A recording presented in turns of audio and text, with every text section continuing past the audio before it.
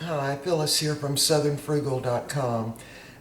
Today for lunch we're going to have some fried okra, and we're really just going to have a pretty much all vegetable meal today at lunch. So I wanted to show you how I fry okra, which I learned from my mother, and she learned it from her grandmother, and it's really pretty simple. But the first thing that we need to do is thaw out the okra. Now, I wanted to show you this because we don't grow our own okra because the ants get at the bottom of the little pod and suck all the juice out, and the okra kind of dries up. So we only tried okra one time in our little garden. So anyway, I get it from Walmart, and here it is. And this actually it came from Mexico, but the company that packs this is Fresh Frozen Foods, and they're in Jefferson, Georgia. Okay. Now, usually this comes from Georgia, but later in the season, I think they do from Mexico. But anyway, it's good wherever it comes from. Now, usually you think of the only way that you can fry okra is from fresh okra. And that was the way I used to think too. But I found a way to do this from frozen okra, and it turns out quite well. And that way you don't have to grow your own, because this works really, in my opinion, it's actually better than fresh. All right, so I'm going to dump out half that pack because I just want enough that will fit into my skillet. If you've got a great big skillet, of course, you could cook all of it at one time. Now, what you'll need to do is spread it out on a clean dish towel.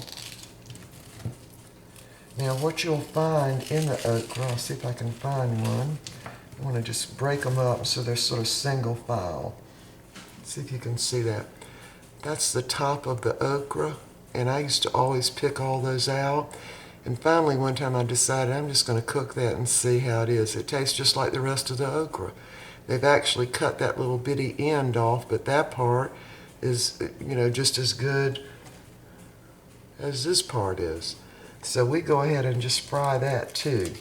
All right, so I'm going to spread it all out, and this is going to have to sit here for about 30 minutes until it gets pretty well thawed out. And by putting it down on the towel, a lot of the moisture is going to be soaked up, by the towel. And that way, that's how you can fry frozen okra. And I know, you can put okra in all kinds of stuff, all kinds of dishes, but it's really hard to fry frozen okra unless you soak up the moisture from it. Now, I'll have to tell you that my grandmother called it okra, O-K-R-E. Mother called it okra, but here in the South, a lot of people call it okra, spelled O-K-R-E. But the correct pronunciation is okra, okay, O-K-R-A. But anyway, if you're from the South, you're going to hear it okra. So usually the only time you can have fried okra is if you're, getting it fresh from the grocery store, and you really never know how fresh that is, or if you just go out to a farmer that's growing it and you have to cut your own. Otherwise, it really gets old pretty quick. So anyway, what we're going to do then is leave this just laying on this towel for about 30 minutes. And after it's thawed out, we'll be back and I'll show you how I fix it. It's real simple. While the okra is thawing out, I just wanted to mention this. These baby lima beans also come from the same company. Now, these are from the USA, and I think they grow a lot of this right down in Georgia. But these are baby lima beans, and we're really not having any meat with our meal today. Now, these lima beans, in about a half a cup, they contain 6 grams of protein. Now, the okra contains about 2 grams. Now, we'll probably eat more than a half a cup of that, the okra, because we love it, and probably more than a half a cup of this. But anyway, a lot of vegetables you know, when you combine them, you know, in a meal like beans and okra, and maybe we're going to have tomatoes, and we're going to have some sliced cucumbers and probably biscuits, you really get enough protein that you don't really need the meat. So you might want to consider that. If you add some kind of beans, almost any kind of beans, you're going to get right much protein from them. All right, we'll be back when this okra's thawed out. Okay, my okra has completely thawed out now. You can sort of see it's got some water on it. So I'm just going to double my towel over, just gently pat it. And then this is a bowl of probably a cup of White Lily self-rising flour. Now I use self-rising, but you could also use just all-purpose. Now I'm going to take my towel and dump my okra right out of it.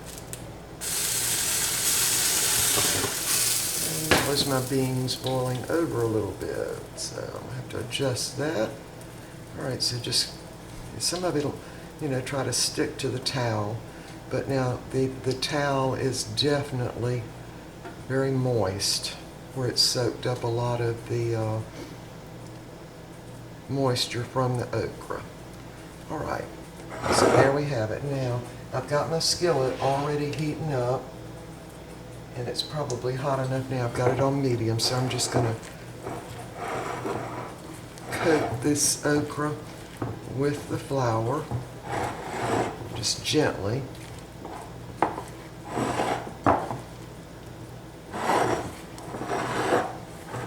Now you notice I did not put any salt on it. Now the self-rising flour already has some salt in it.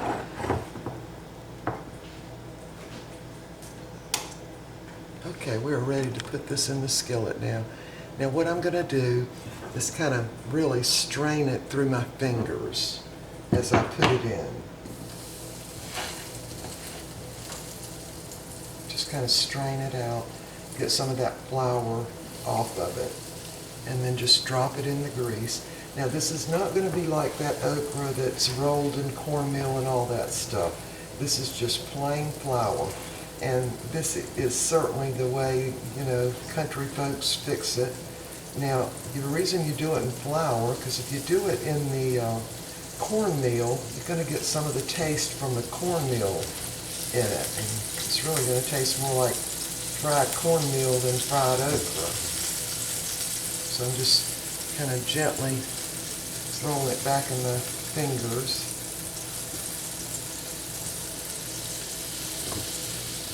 It's going to take about 25 minutes for this to cook. And I'm going to go ahead and turn my burner down on medium-low. And again, you don't want to throw it in with a bunch of flour. You just want to kind of strain it through your fingers and let some of that flour fall off. This also helps to, you know, get some flour on it that will stick a little better.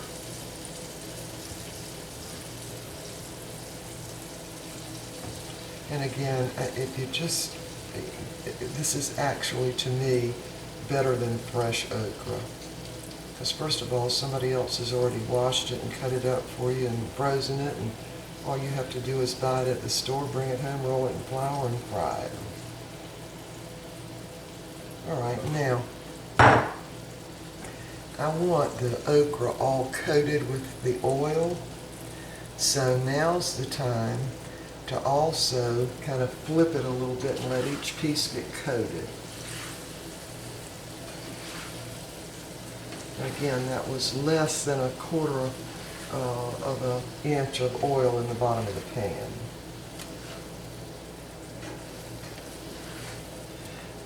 Now after you've gotten most of it coated, I mean every piece won't be exactly coated with the oil, but pretty well. Now you're just going to let it cook until you can tell that some of it on the bottom is brown, then you're going to start flipping it. And try to let it, you know, get good and browned. All right, when this is ready and the rest of the meal is ready, we'll be back. I wanted to give you a good look at the okra while it's cooking. Now, it's been cooking on this side for probably 10, maybe even 15 minutes. And I'm going to start flipping it over now. See how nice and brown it is?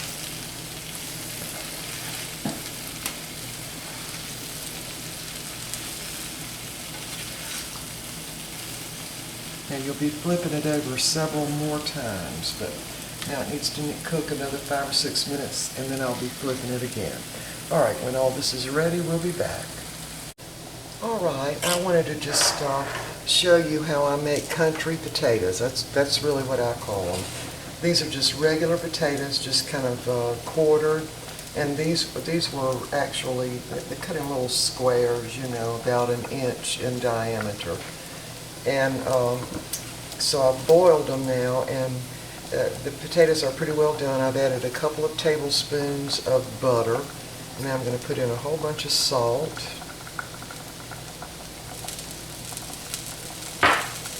And then I'm going to add a thickener, and this is about 2 heaping tablespoons of flour and about 1/2 cup of milk. And that's what we call country potatoes. And I can tell you nothing goes better with fried country okra than country potatoes. Now I'm going to let that come to a boil. It'll kind of thicken that flour a little bit. Now, if you like pepper, now would be the time to add a whole bunch of pepper. It doesn't take but just a minute for that to thicken up. And really, the potatoes just taste great with the okra this way. Now, if it's a little too thick, you can just add a little more milk. That's exactly what I'm going to do. Add just a little more milk. Maybe 1/4 cup more. And this doesn't really need to cook very long because of the milk. It'll make it really stick to the bottom. So anyway, I'll let that cook just a little bit more. And the okra is almost ready. Now, all during this time, when the okra is frying, you do have to turn it, you know, just to make sure none of it burns on the bottom, and so you can get every piece cooked.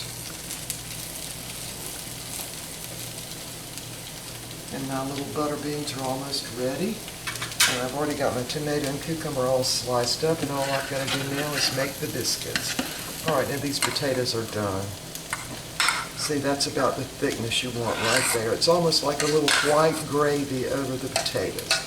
All right, so I'm going to set those aside, and the okra will be done in just a minute, and we'll be back. Okay, the fried okra is done, and here it is. Now for this meal, we're having fried okra, some tomatoes from the garden, baby cucumbers from the garden, some country potatoes, and some green baby limas. And the biscuits are still in the oven, so as soon as they get ready, we're going to be having our lunch today. And this is just a plain country meal. So all I've got to do is put salt on the cucumbers and the tomatoes and get the biscuits buttered, and we're ready to eat. All right, there it is. A vegetarian meal, really. All right, we will see you next time.